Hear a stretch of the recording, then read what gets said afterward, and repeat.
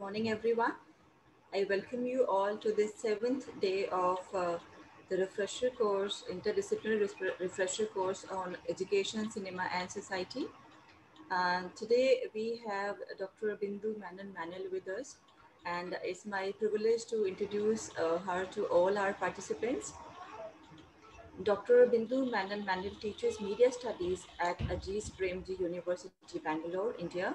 Her scholarship and research are at the intersection of cinema and cultural studies, cultural history, and cultural anthropology. Prior to joining Aziz Premji University, she was faculty at Lady Shri Ram College, Delhi University, and served as a fellow at Center for Religion and Society, Canada, Indian Institute of Advanced Studies, Shimla, and International Institute of Asian Studies, Leiden, Netherlands. Broadly, her work can be thematically located in a history of the early 20th century and cinema public in South India, audio histories, histories of media and migration, and oceanic humanities. Her essays in these areas have appeared in peer-reviewed journals such as Biology, Migration, Mobility and Displacement, Bioscope, Journal of Creative Communication, Seminar India, and in edited collections. Her forthcoming monograph titled Forgotten Futures: Senses, Materiality, and Publics of Cinema in the Princely States, spanning 1900 to 1950, maps a cineology of senses, infrastructures, and publics in early 20th century Kerala region. Her co-authored monograph on home cinema movement in Malabar and the Gulf Council region is under review with an academic press. Beside this, she also has co-edited Film Studies and Introduction, an anthology aimed at teaching material for cinema courses through Indian cinema, is scheduled to be published by June 2021. She serves in the editorial board of Studies in South Asian Film and Media and in the advisory board for Film and Media in the Middle East series by Peter Lang Publishing. I welcome you all, and we all are privileged to have you here, and we all are eagerly waiting to listen from you. Over to you. Thanks, Dr. Priyanka, right? Yes. Yeah. Thank you. Thanks for inviting me, particularly to Maitreyi, who's my former colleague and friend. I have also been to refresher courses as part of my Delhi University career. So this is the first time. Is this the first time that you're doing it online? And this large number of people here, about 134. That's really remarkable. And everybody is sitting at their homes and attending the refresher course. Is that true? Yes, ma'am. Am I right? Yes. Okay, that's really massive. So I would, although I kind of tentatively titled it as Education Through Cinema in Colonial Times, I think I'm going to focus particularly on health films, also because of the pandemic, cinemas. I thought it's a good opportunity to think about cinema's relationship to the pandemic, right? I mean, you might be surprised when I say that, but that's what I set out to kind of talk about. What is cinema's relationship to the pandemic? And also, but I'm not deviating from what I promised, which is to look at, how has been cinema used, particularly in relation to education and as a material, but also as a method to teach. So I'm not deviating from the core of what I promised to talk about, but I'm going to choose a very narrow area, which is to educate about health and diseases and hygiene, etc., which is not a new thing, which is something which is as old as the history of cinema, right? So it's about now a 100-year-old history of talking about health through films, and those practices have only gathered new methods and ways and techniques, etc., in the contemporary, where all of us are potentially both producers and consumers of such images. When you make a Facebook post about COVID, right? So COVID happening to your immediate surroundings, COVID in general, etc., you are also participating in something which is a large kind of structure and also a system which is developed over the years to talk about health and diseases and hygiene and so on through cinema, right? So I wanted to draw your attention to that history, those specific relations, but also kind of transiting through the whole century. So I'll begin with the colonial period. What kind of institutions, aspects, ideologies, etc., come into play here? What does it mean to talk about cinema, to talk about health through cinema? How did cinema, what is the relationship between health and cinema, and so on? But also I want to move on to talking in the contemporary times, talking about contemporary times, about post-independence India, particularly about films division documentaries, which is, I'm sure that most of us, who are in their 30s and 40s would have had some glimpse of films division documentaries in cinema halls, which talked about a lot of such, really, epidemic situations in the cinema halls. So this is the larger scope of what I'm going to do. I think I'll speak for like maybe an hour. I'll certainly try to stop. The session is till 1 o'clock, or is it till 12:30? The session is till 1, but it would be great if till 1 o'clock. Okay. No, I think that I would like to keep my lecture till like 12:30. And as someone who has sat in refresher courses, I'm not going to. I will try not to bore you to death, but also to probably be able to engage with some of these images and documentaries and so on, and so that we can have a good discussion at the end of the session. So that's how I plan the sessions. Okay. So I do have screen sharing rights, right? I mean, if I don't have, please give it to me. Okay. Yeah, I don't think I can. I think Dr. Priyanka, you will have to give me the rights to share. You have the access. I think you can share it. Okay. All right. Thank you. So let me just quickly run you through this kind of, I'll probably, this is, the talk is not dependent on the PowerPoint. I'll just quickly talk about, see, when cinema arrived in the Indian subcontinent, it arrived right in the middle of epidemics, right? It's, we know that cinemas, by now, all of you would have also have brushed up your history of cinema, and you know that cinema arrived in India to have a date for it. It's in Bombay, July 1895, 23rd, I think, when in the Watson Hotel, the Lumet brothers had a screening of their films for the cinematograph for the first time. So, it's a history which is not lagging in terms of time. You know, we have been, the whole of Indian subcontinent had this very, very deep and vibrant relationship with cinema, which is as old as 1895, which is as old as France or as old as United States or any other Western part of the world. But the story that we are more familiar with is the story of the popular screen, the story of most importantly Hindi cinema, right?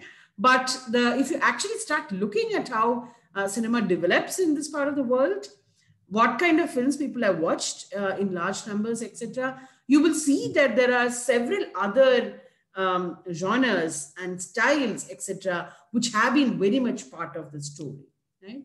So when cinema arrived in 1895, we were right in the middle of raging plague, right?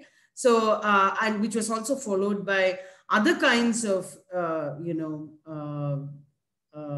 pandemic, if not pandemic, epidemic spread, like the smallpox and the cholera, right? So cinema's arrival and cinema's emergence in Indian cities and villages have paralleled a history of controlling and dealing with and living with big, epidemic events like, most importantly, the cholera and the smallpox. Right? So this is something which we need to kind of keep in mind. And thus, cinema halls where cinema was exhibited, etc., was also constantly under the control of authorities. Or in other words, like now, we don't go to the cinema halls anymore, though there are cinema releases and controlled watching and social distancing and everything. All of us are pretty skeptical of, watching cinema and cinema halls. Did anybody venture? And I mean, if I'll just take a break and ask you, did anyone venture out to a cinema hall and watch a film? No. I did go and watch not a film, but I did go to the Rangashankara Theatre in Bangalore and watch Nasruddin Shah perform, right? Ismat Chughtai's stories. I haven't ventured into a cinema hall. I don't think I'm going to venture into a cinema hall. But the fear that we have about the cinema hall, its proximity to other human bodies, right, is not something which is, that fear is not new. That fear is actually as old as cinema's arrival in our land. So there are, I mean, if you look at various kinds of administrative files and several measures taken by different municipalities and so on all over India, you would see that the authorities are trying really hard to rein in cinema, and so there are months when the temporary cinema exhibitions are stopped because there is something like a cholera outbreak in a particular part of the town or particular city or something like that. And there would also be civic organizations and people demanding that it is over now, let us have the cinema back, and so on. So there is this particular way in which we need to think about cinema as not just what you see on screen, but also understand it as an institution which has relation with our sociality, right? Like how we spend our evenings, how we spend our, how we celebrate, how we connect with the world, etc. That also has this additional, dimension of cinema's institutionality, cinema's sociality, etc. Before I move on to what happens in terms of how cinema hall is used to teach about certain issues and so on. A second, so this is rather important. And so another aspect is that from the very early 20th century onwards, not necessarily all governments, right? Like, for example, the colonial government in particular wants to educate the colonial public about different kinds of diseases and so on. So, and of course, these are not films. Some films are made by the late 1930s and so on, but some of the early films, which are about, which are what you call medical, what is called health films, health and hygiene films in general, are not directly made by the imperial governments and so on. They are mostly made with the help of philanthropic initiatives or global missionary, exercises, enterprises in different parts of the world.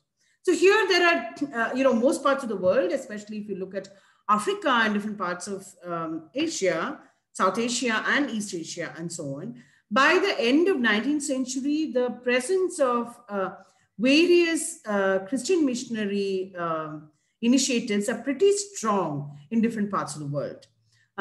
So, and certain parts of this, certain parts seem to be very specifically kind of, linked to this missionary kind of network.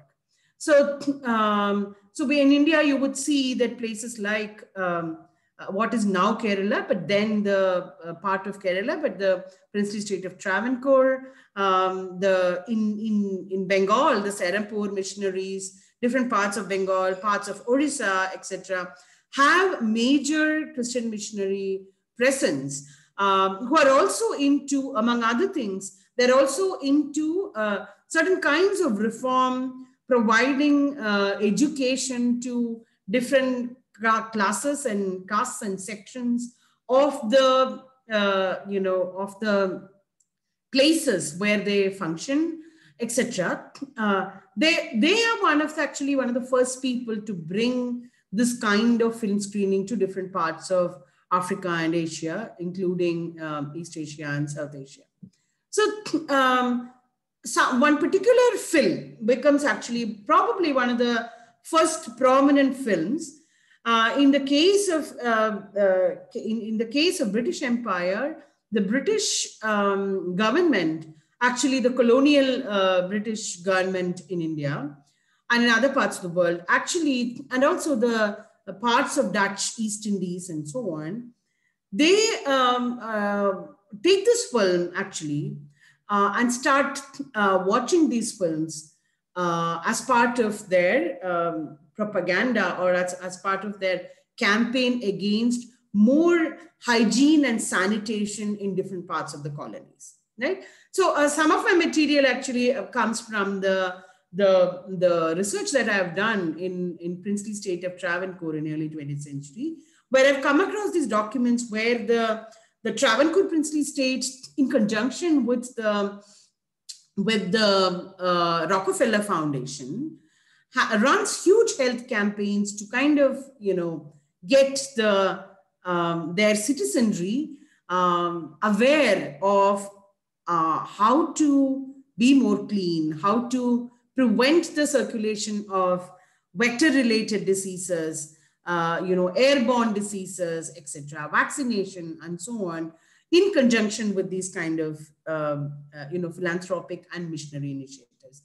And this is not an isolated story. The story is something which you will see in, let's say, Dutch East Indies, in places like Java and Malaya, and so on, but also in parts of Africa, like Papua New Guinea, and from all these places, you have similar narratives where the local governments or principalities or small kingdoms or the British directly kind of combining or conjoining with these initiatives to kind of spread a certain kind of awareness through cinema.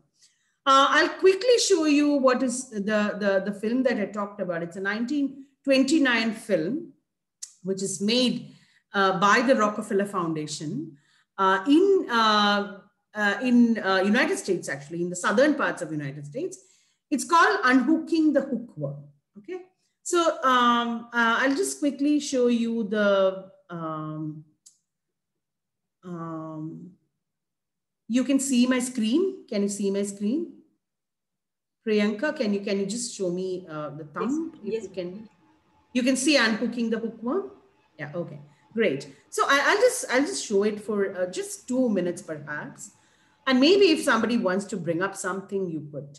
Yeah.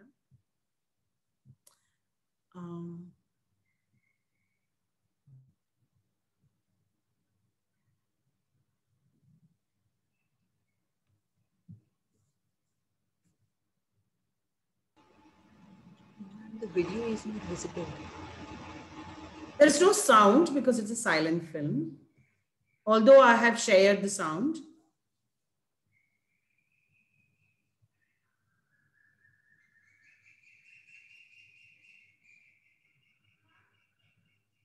I think we cannot see the video. Priyanka ma'am, can you? That's what I'm saying. Video is not visible. You can't see the video? You just stop the sharing and keep that video on, then share the screen. Okay, let's see. Yeah.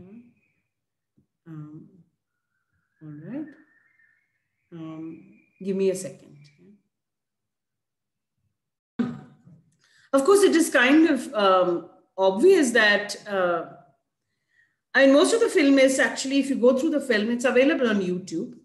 if you go through the film, you can see that the films are, the footage is actually from the south of United States, right? Basically states like Louisiana and so on, which is in itself, particularly in the last century, was seen as the underdeveloped parts of United States. And you can also see that there is a certain perception of the colonial world as something which is infested, something which is, so there is a pathologization of the entire parts of, the colonial world, which is seen as the locus of this kind of disease. And there is thus a kind of, interesting parallel drawn between what they see as the underdeveloped parts of United States and the, underdeveloped parts of the erstwhile colonies or then colonies. So, it's, but what is also more interesting, if any of you had noticed, is that it's not, it's a new kind of language of evidence, right? Which is that, so it is not just saying that, okay, this disease has these symptoms and so on, or this is what it causes and so on. What you see is a very interesting way in which the new technologies, one should also imagine that at that point of time, is also the arrival of various what you call optical technologies of science, like the microscope, its ability to look deeper, and search for more and more powerful microscopes, which can actually examine the body parts or portions very, very, very in a minute detail. So you will see that many scholars who have studied documentary cinema in this period and so on has pointed out how the medical documentaries of this kind, not really documentary, but the health films of this kind actually draws upon a certain development in science in general, which is what you call a very Pascalian theater of evidence, right? It's not enough that you say that something has been found in the lab. It is also, for Pascal, it was very important that he shows it to the world, right? He had staged, reminds me of, I'm just going to read this. Okay, yeah, that's my threes. That speaks of typhoid in colonies, but the text then also goes on to locate disease in the heart of London tenements, of course. Scientific investigation was just taking off at that point in time. Yeah. So, so what happens in, in many of these health films, in their very limited capacity, when you can see that it's almost like a PowerPoint presentation now. The PowerPoint presentation that most of us do would be very similar to the film now, right? Because of a certain,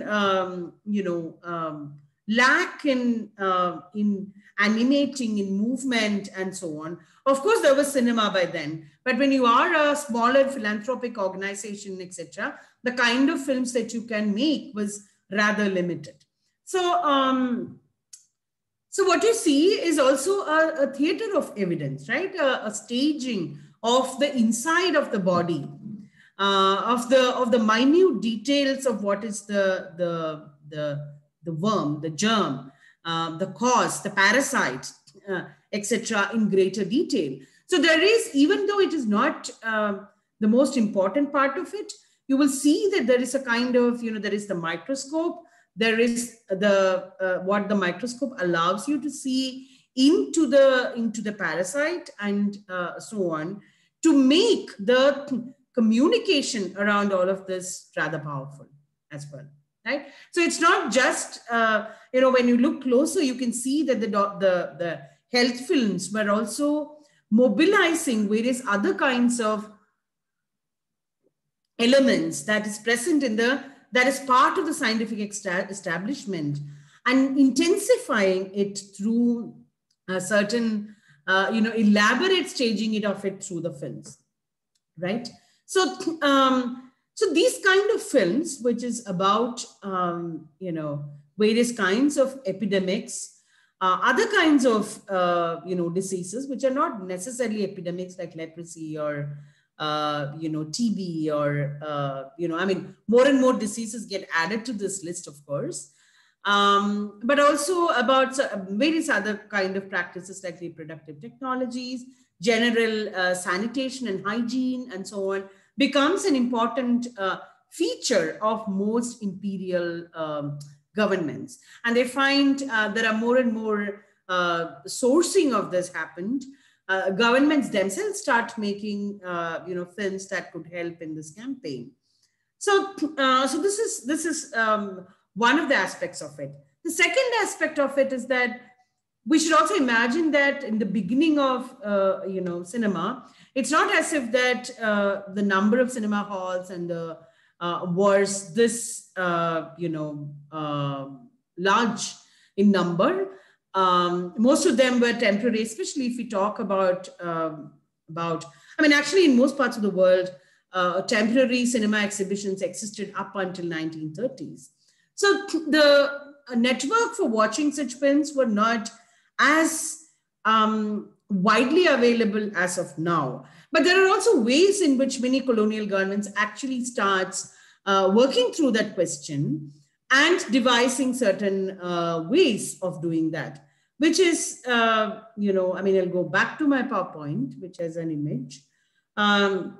This is what is, right, can you see this? So this is a health publicity van from the Travancore, before the independence in the princely state of Travancore. It's in November, December 1941. A van like this, you can see that, there is a loudspeaker outside. Inside, the van was fitted with a projector, with film reels, other kinds of slides, posters, pamphlets, and so on. So they would move from villages to villages, even to mountainous parts in places like Kerala, and screen this as parts of fairs and village festivals and so on. And the general enthusiasm for cinema in general and cinema's own communicability drew a lot of audiences to such exhibitions. And this is recorded in various kinds of newspapers and other government publications and so on. And when we think about, is it unique? It's not unique, but it's also at the same time rather interesting that it's something which is very similar to metropolises of the West. So around the same time, this is a New York State health van, which is called the Health Mobile. The New York State Department of Health possessed this kind of, machines and this kind of vans which can move almost like an architecture of movement of cinema across New York State. So in that sense, it's not very different from, it's one could see that many parts of India where such initiatives were taken were in conversation with developments elsewhere as well, right, in terms of exhibiting cinema. Second, cinema halls were also a very important site where governments increasingly, I'm talking about the not just the British government, but also princely states and other kinds of smaller, administrative units who circulated most of the government, communication vis-a-vis health in cinema halls. So trained nurses, government, communication, people who would be called pracharaks and so on, would go into cinema halls and distribute pamphlets, wait outside, talk about vaccination, etc., etc. And how different are they from what we know now? So, so what I'm trying to say is that initially, so if you look at a film like Unhooking the Hookworm, it's a big US project, right? US was combating, especially in the southern parts of their country, they were trying to combat this disease, and they made a documentary, which others found useful, and they took it from there and circulated in different parts of the world. But increasingly, we will also see that we can also easily see that what happens is that these initiatives starts addressing local concerns, local health concerns, etc., and start specifically targeting and creating campaigns which can address those, right? And we see a vast network of collaborators in that, the British government, the local, principalities, global missionary networks, etc., collaborating around these kind of initiatives right in the last century. And finally, something which many scholars who worked on documentaries have pointed of that period have pointed out is that apart from just, staging the evidence of what constitutes the human body, what is a parasite, how does the parasite work, etc., in this kind of very sometimes spectacular, sometimes alarming kind of fashion, they also created new sort of relations in the way in which you think about the parasites, right? For example, the rat was at the best something which many religious groups worshipped, and at the worst, it was an annoying creature which bit children, which took away stuff from the kitchen, and so on. The way in which to understand, to actually bring in standards of sanity and hygiene and so on, these local beliefs and practices had also to be shifted to a new kind of relationship between the human and the vector, right? So if you are used to, and we know this in the context of, for example, these are not without any value judgment.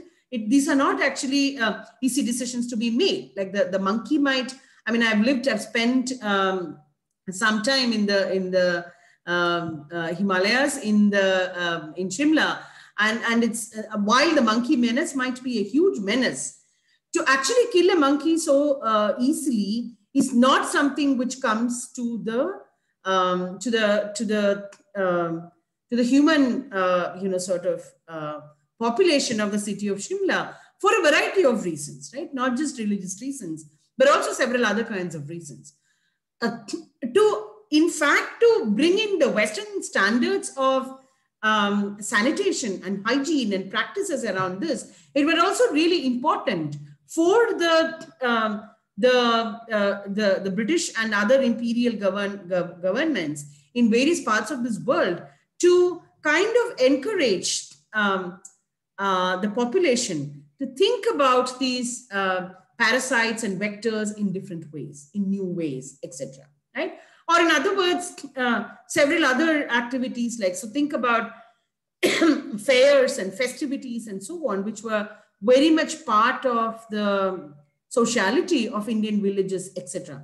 To say that there is smallpox and you can't be together in one space, we know that we confront this question even now. Actually in the pandemic with much more force, like all kinds of debates like should elections be held, should religious festivals be conducted.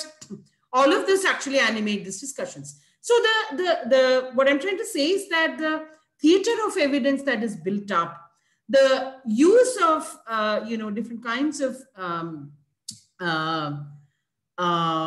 what you see here as bits of microscopic evidence, staging the relationship with other scientific instruments, etc., are necessary to create this new what you call epistemic kind of relations with disease, with parasites, with a new sort of vision towards what is health and sanitation and so on. Right? This is about the colonial medical films. What is also interesting is that the medical film actually continues and continues to be an important kind of genre, like which we don't actually really understand very often. The pedagogic function, whether it's the colonial film or the film later, is also something which draws from cinema's indexical properties, right? All the English teachers here would know about, you know, the indexical property of the image. The indexical property of the image seems to be much more important in documentary and in the documentary reality, but more powerfully in the medical sort of films. I'll quickly take you to another short film. I'll you know, go to what Ravinder suggested earlier.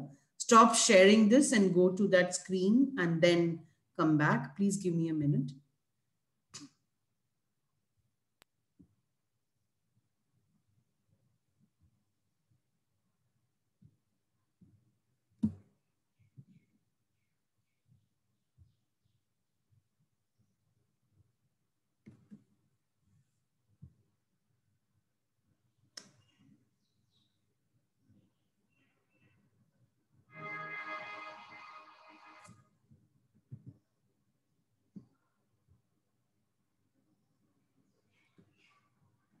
Okay.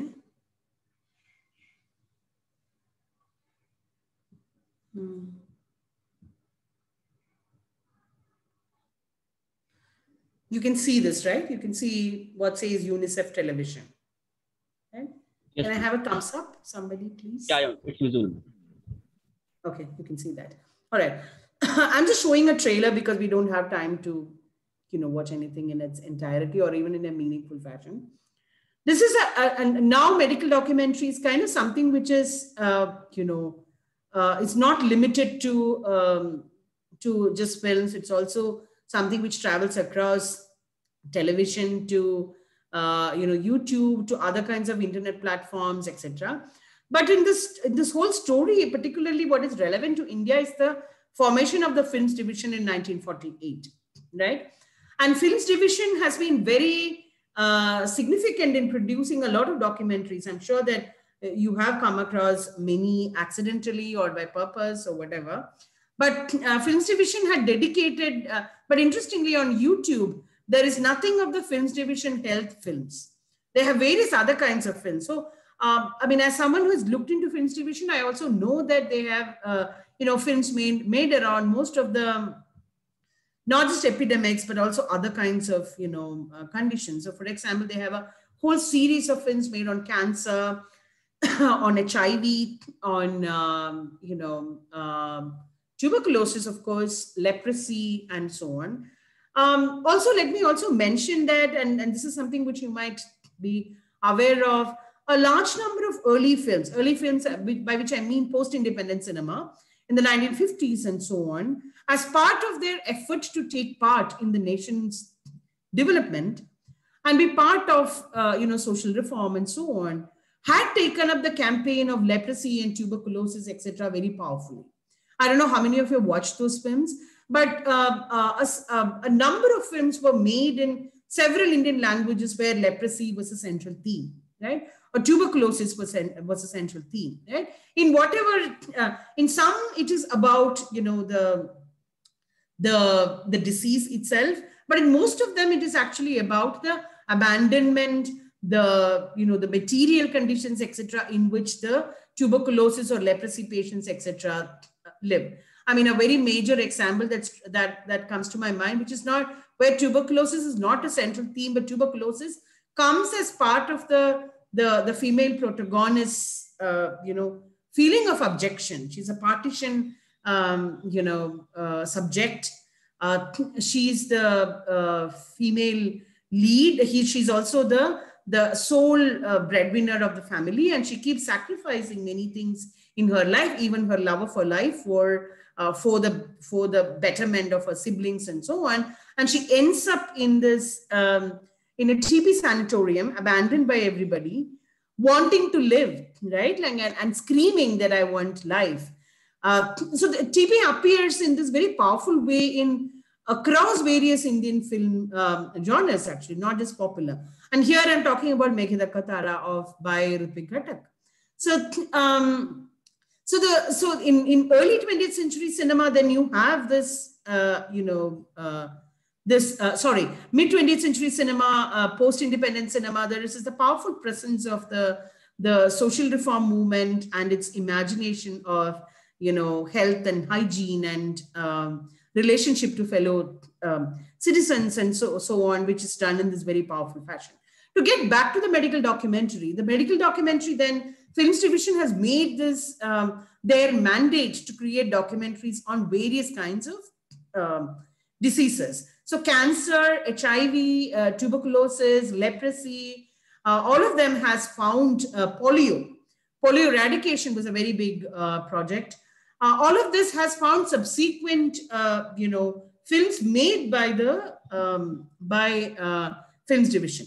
Unfortunately, none of them are available online. But in the Films Division archives in Bombay, you would find, all of these films. If anybody's from Bombay, anybody's interested in this topic, etc.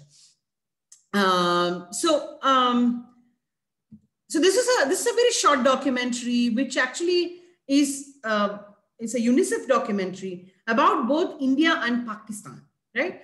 On the polio eradication project. It's called The Final Inch. So I'm going to screen it for it's just 2 minutes. It gives us a sense of something which I want to talk about.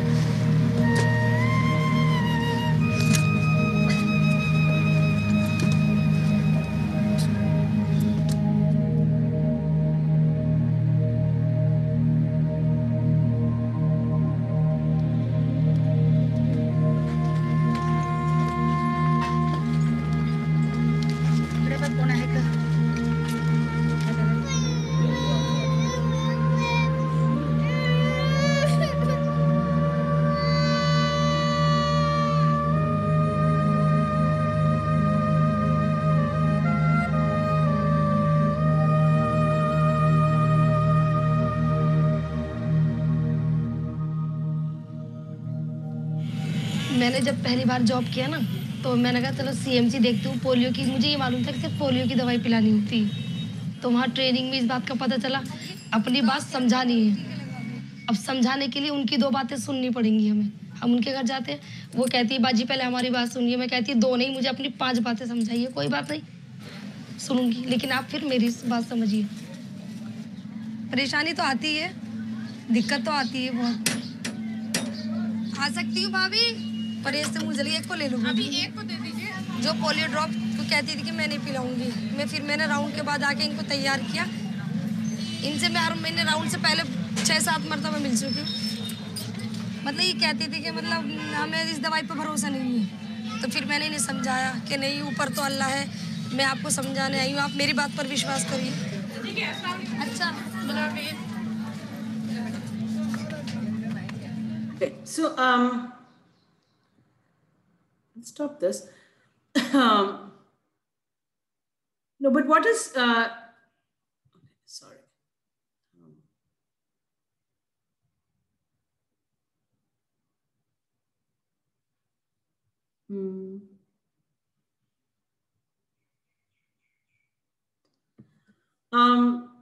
What is but important also for us to remember is that I mean, one, the medical documentary is kind of it's a genre which is kind of growing, pulling in both fictional and non-fictional kind of elements into its fold, right? It's as it grows, if you look at the Unhooking the Hookworm, and if you look at a contemporary kind of documentary, you can see that the power of it is actually kind of now,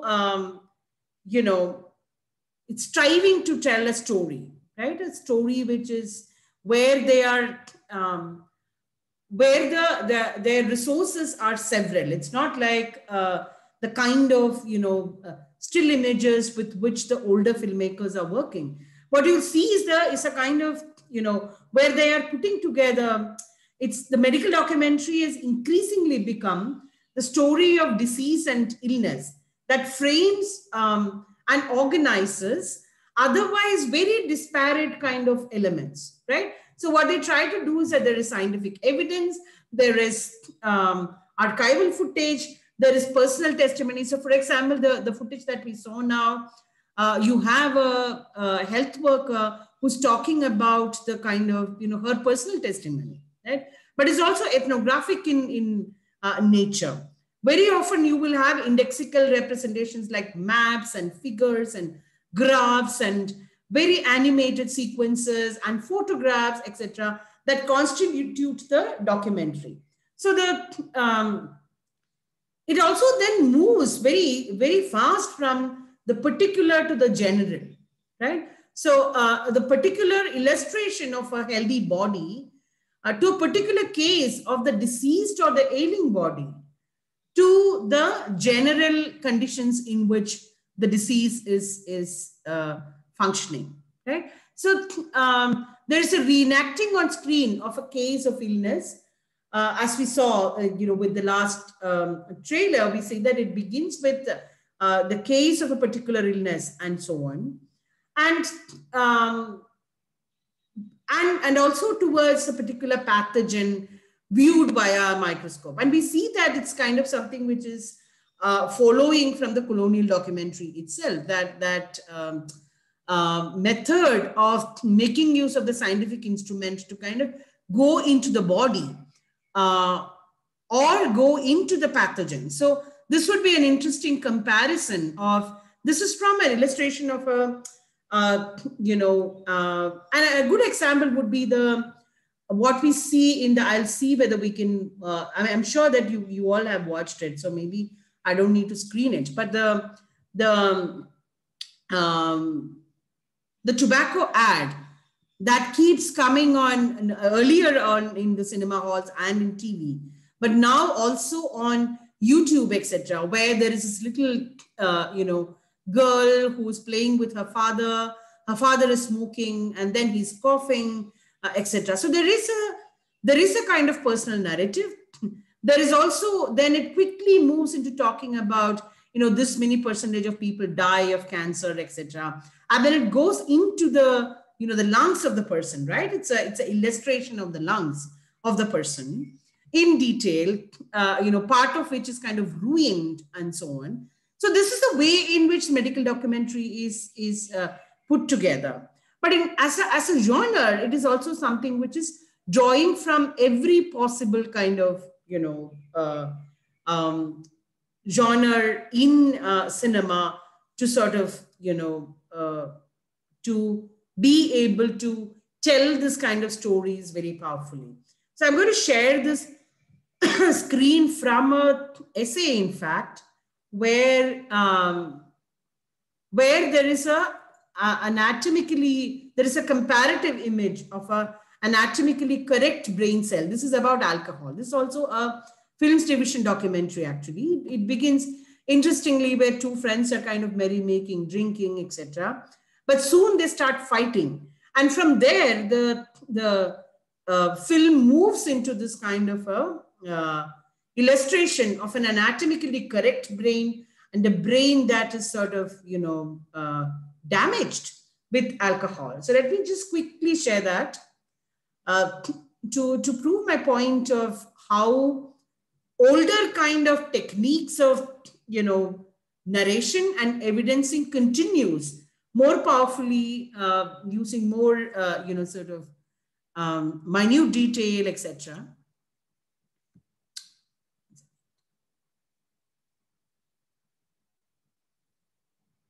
Okay. So here. So this is supposed to be a illustration of an anatomically correct brain cell in the film Alcohol the Killer. It's a screenshot from Alcohol the Killer, directed by Suresh Menon and S.P. Ganguly. It's a 1990 film. Right? It's a Film Division film. You can see the emblem there. And this is a demonstration of the effects of alcohol on normal cells. right, the same thing. So, okay, so this is, I'll look at the question or the comment later before I come to conclusion. But so there are different methods which are in the repository of the filmmaker now to tell a story. But some of the other questions which can be, you know, which can be interesting, especially for us English teachers, is to one, of course, there is to the question of the genre of medical documentary itself, and also what is its conception, how does it conceive the body that is, you know, ill, right? How does it conceive illness, and how does the body sort of, you know, is imagined, and so on. But also, more interestingly, newer and newer themes seem to be coming up in the films division itself. So, for example, in later films, if you look at the post 1990s, you know, by 2000s, actually, films also start talking about awareness, but also move into talking about kind of rehabilitation of a different kind. Rehabilitation, not in the sense that you need to be sent to a sanatorium, unlike the older films, but rehabilitation in terms of, you know, how does society learn to live with diseases? So, and there is a much more embraceal and much more, you know, attempt to get the viewers and spectators to perceive, anticipate, and react to those films within the documentary itself. So it also strives for factual accuracy through this kind of evidentiary narrative, which is replete with visual and oral strategies of representation. But most importantly, by medicalizing the body, it at once depersonalizes and renders it more, makes it more situated through references to very, you know, filial and professional networks of care increasingly, right? I mean, if you look at the films division documentaries, they're not just talking about how they can be kind of, you know, treated and kept somewhere, etc., but also to be bringing into, so think about the documentary, The Finch itself. It is not just about going and telling them. It's also about situating that whole problem of, you know, polio care in the larger infrastructural network of care. So all of these kind of different, you know, there are newer and newer ways in which the medicalized visualizing happens in these documentaries. But there are also more interesting kind of, you know, ways in which the several other social, you know, reform questions, narrativization of the nation state or narrativization of social development, etc., happen in this very citizenship and reform kind of framework in the films division kind of documentaries of the latter part, which is, I'm talking about the 2000s and so on. So these are some of the things which, you know, are to be told about this long history of medical documentaries. But I'll also, before I stop, I'll just quickly, you know, also talk about some of the very, you know, some of the visualization and campaigns around the pandemic, which doesn't stick to just a documentary narrative, but it also mobilizes various other kinds of things, right? Like you will see pandemic. So for example, we had Bhojpuri folk songs, which are set to pandemic themes. You have kind of, you know, much more kind sort of, you know, popular tunes and so on, which are set to pandemic kind of themes. I'll just quickly show a couple of things. Again, let me go back to the method suggested. Yeah. All right.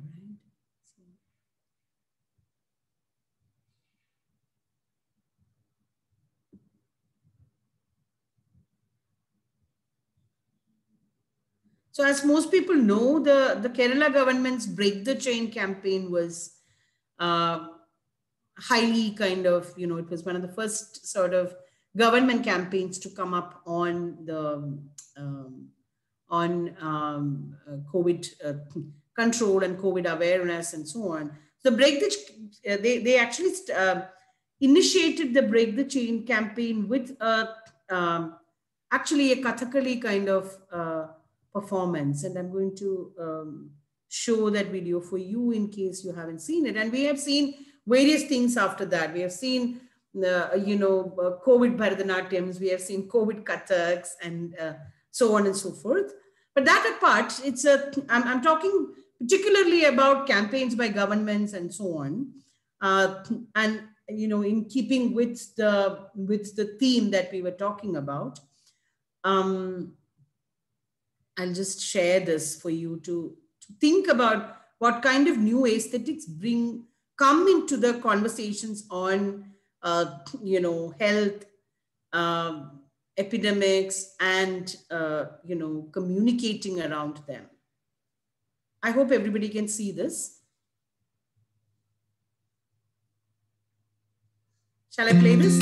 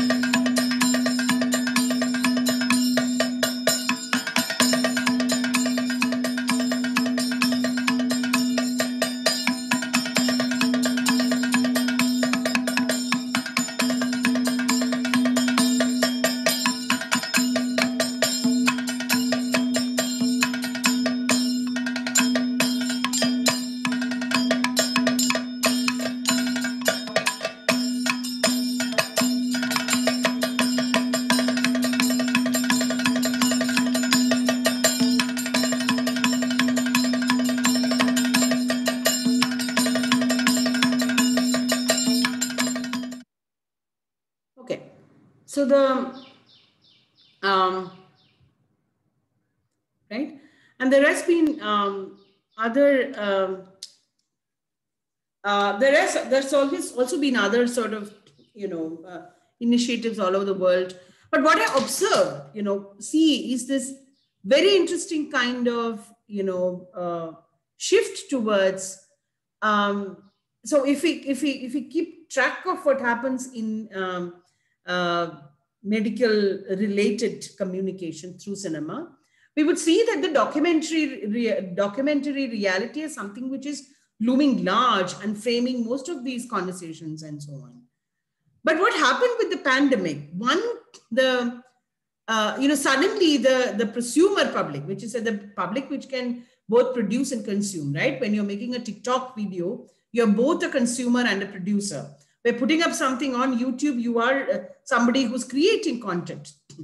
So this kind of content creation, which was not very, which was mostly around personal stuff for political events, etc., suddenly started kind of shifting towards something which was not the realm in which those vernacular,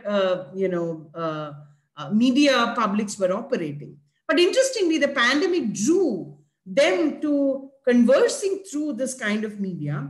And as a result, what one sees is not something that is a documentary realism aesthetic, but something which is much more heterogeneous, where you see even popular music albums kind of, and some things are made like popular music albums. Some things are made like, melodramatic film, work. There could be documentaries. I'm not saying that there are no documentaries, but that the ooh of, or let's say that the body of work on talking about the pandemic through the medium of visual communication acquires and embraces actually a far more complex, world of, or a far more complex aesthetic range than what it could be before, right? So I'll stop there for now. And if there is any question etc., we can take up, and I would also like to read these questions and respond to them. If there is anything, apart from documentaries, many films also made on different diseases, which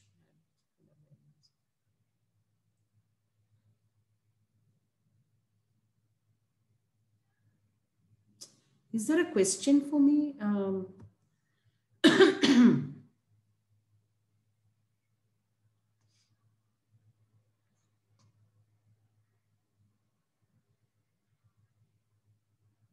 Okay, so there is something from. Now I'm sorry for not increasing the size of the screen. I didn't see the message either.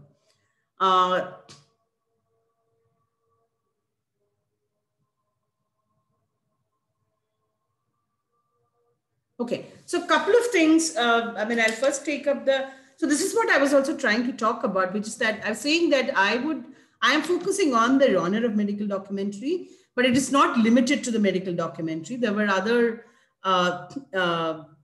films, etc., particularly in the post-independence period, who had, for example, taken up some of these questions, specifically as a question of, citizenship and reform.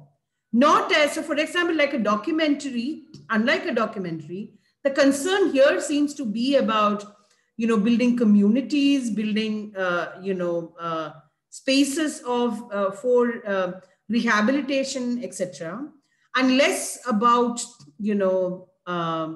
less about the disease itself. So for example, if you take, and the genres in which they appeared would also not allow this kind of very, indexical kind of urgency in their, imaginary. So for example, a film on tuberculosis might have people suffering in tuberculosis, but it might not have the kind of, the voiceover, the number crunching, the graphs, the,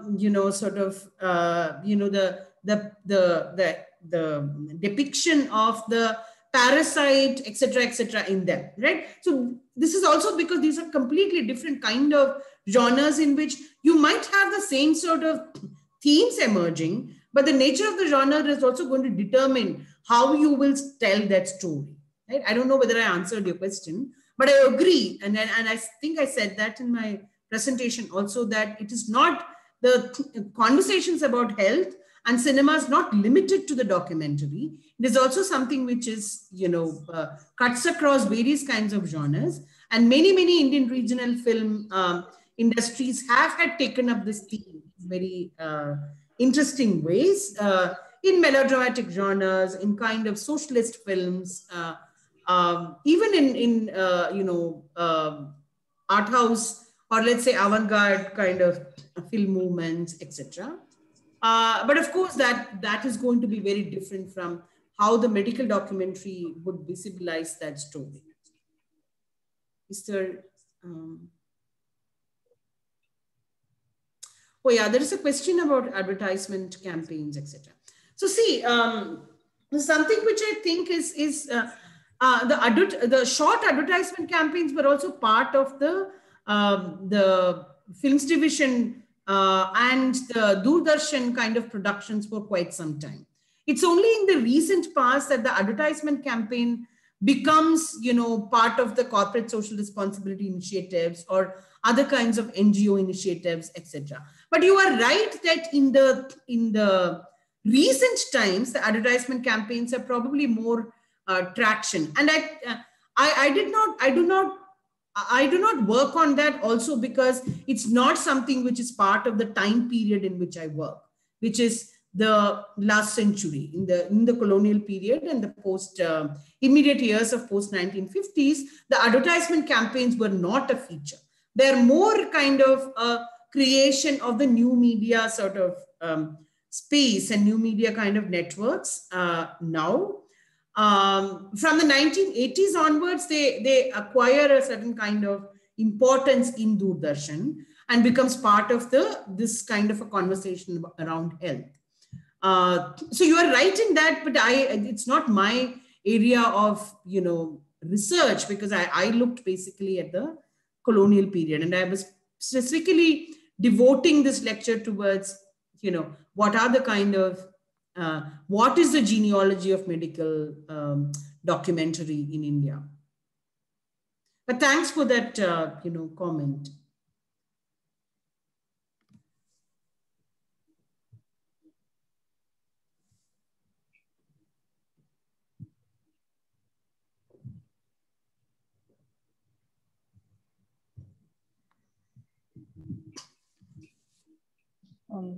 Thank you so much, Bindu ma'am. I'll read the questions for you, and it was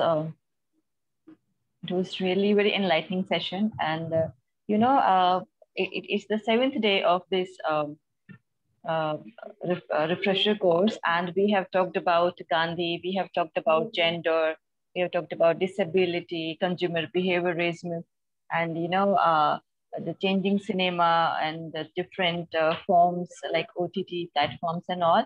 And with this, presentation of yours, you brought a completely new dimension to, our program. So thank you so much for that. And, I think like me, our participants also feel that, they learned something very new, which they were not aware of. Like I was not that aware of all those health publicity van, and how the films were created, the health films were created in the colonial era. So for me, it was completely a new experience to, listen all these kind of, facts. The chat box you must have read is full of it, interesting lecture, all these things. Now I'm going to pick some questions, if that's okay with you. So I answered 2 questions, which is one on advertising campaigns, and the other one on films other than documentaries. Is there anything else? Yes, ma'am, there is one more.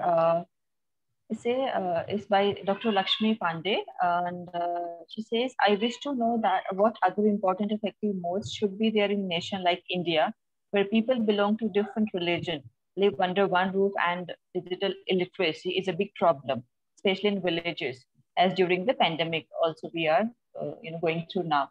So she's asking about what can be the other means, to make people aware. What can be the other means in which? Other modes by which we can, make people aware of the hygiene and health, like specifically in village, and illiteracy, digital illiteracy is there. I don't think I'm the right person to advise on how to. I'm only looking at how this emerged and what is the what underlies all of this, what's the history of it, who are the actors, what kind of imaginaries work here, etc. So I'm probably not the right person to answer that question, but I think it's what I ended my talk with, which is about the a certain way in which this question has moved from solely from government and so on to kind of like much more popular, and a large number of people entering into this kind of conversation, talking on their own terms about various kinds of aspects of it, is probably the most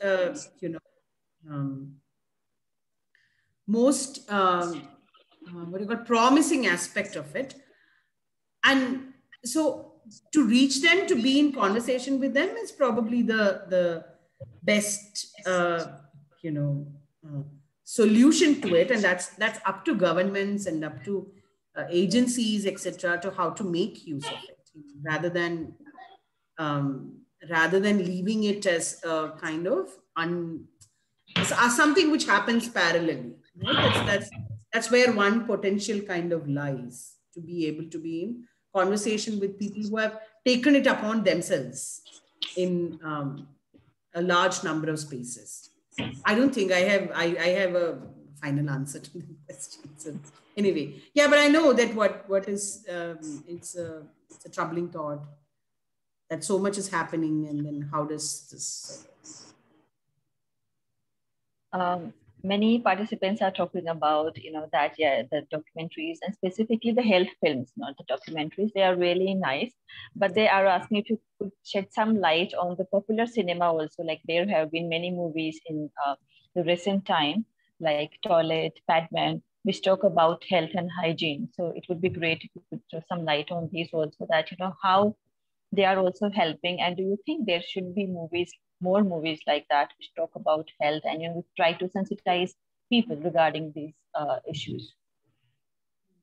No, I do think that, to go back to the colleague who commented on advertising campaigns, I remember one of my former students at Lady Shri Ram College. He was a student from Haryana who made this as part of one of her presentations. She had this really brilliant,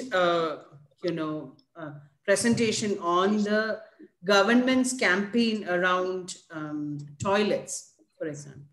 Right? So these are also rich sites for understanding questions beyond just health, right? Because there was one point where the Indian government had campaigned saying that, the owner of the house should stay inside the house, right? Which is that the daughters and women of the house should be able to use a toilet and not go outside for their such private purposes, right? So those sort of campaigns are also about several other kinds of questions. And so I think that it's probably less studied, but as we have more and more, kind of various kinds of campaigns emerging, probably this kind of, this set of work. And it's not, you have Ravi Vasudevan speaking in the afternoon. He's a great scholar. And he would, he has done some really interesting work on colonial era documentaries. So, please, I don't know what he's going to talk about, but he has done some really amazing work on companies, etc., which existed in, who were working across South Asia, Middle East, and so on, like the Burma Shell Company, who basically sold kerosene and matchboxes and so on in India. Their documentaries, they created a huge repository of documentaries on oil, on various other kinds of goods and materials, etc., in the starting which is in the cusp of the late colonial period and the early independence era. So there is much work to happen in government and government documentaries, film division work, as pointed out, advertisement campaigns for Doordarshan, etc. It tells narratives which are much more important to pay attention to, which often we don't. Just my query, when you talked about that add-on tobacco, which is shown in the beginning of the movies and all, so I just heard some filmmakers interview, I don't remember when, and they really made fun of this one, and they said that why everything is expected from us, that we should show this and all. Then do you expect that after some time you're asking us to show that eat vegetables क्योंकि वो health के लिए बहुत अच्छी होती हैं, go gymming because exercise के लिए अच्छा होता है. So like what do you say, that are these things they really worthy? Because they were making fun of that guy also ना, जो पतला सा बंदा दिखाते हैं tobacco वाले में जो मर जाता है. He says कि he is a struggling actor who has been coming here and तुम उसको जाके मिल सकते हो, but in ads they say. So like they were really making fun of all these kind of ads. So what's your say on this? Like, on whether films need to be politically correct? Is that what you're asking? No, that these kind of advertisements now on tobacco, and they are shown when the movie starts before that. So like they were making fun of this, that why. But I think because some of it can be kind of very I mean, some of it is certainly very gory and so on. Quite like the cigarette, I think we have the most goriest, if it's a term in English, the image of the lungs on cigarette packets. I don't think I've seen anything like that in any other part of the world. But yeah, indeed. But there is also a certain power to, power to that kind of images which create an aversion in you, right? So there is a certain power to things which look so ugly and brutal and gory and so on. So I guess that's what they are drawing upon. I mean, in terms of aesthetics. So which I think cannot be. I mean, the fact that we find it, we find it in bad taste and laughable, etc., certainly means that it has caught that. So that's how I read it. Right. Okay, ma'am. I think it is time. And you can have an early lunch. Thank you. Thanks. There are a lot of. I just realized that there are some friends here too. That's really delightful. So thank you, Priyanka, Maitri, and the school, the program, for inviting me. It was much fun. Yeah, and I didn't imagine to be speaking at a refresher course with 200 people online, and not boring you to death. Okay. Thank you. Thank you so much. It was really nice, very nicely you presented, and you took us to the colonial era, and you brought something completely different, and I think the unknown facts to us, and we all really enjoyed, and our participants also enjoyed it very much, and that's clear to you, I think, when you see the chat box also, how much they enjoyed it and they learned from it. So once again, thank you so much on behalf of Erasti College, on behalf of the organizing team, as well as the participants, that you took time and you came here and shared your knowledge with us. So thank you so much, ma'am. Thank you. And yes, participants, thank you for being there and being so active. And now it's time for lunch break.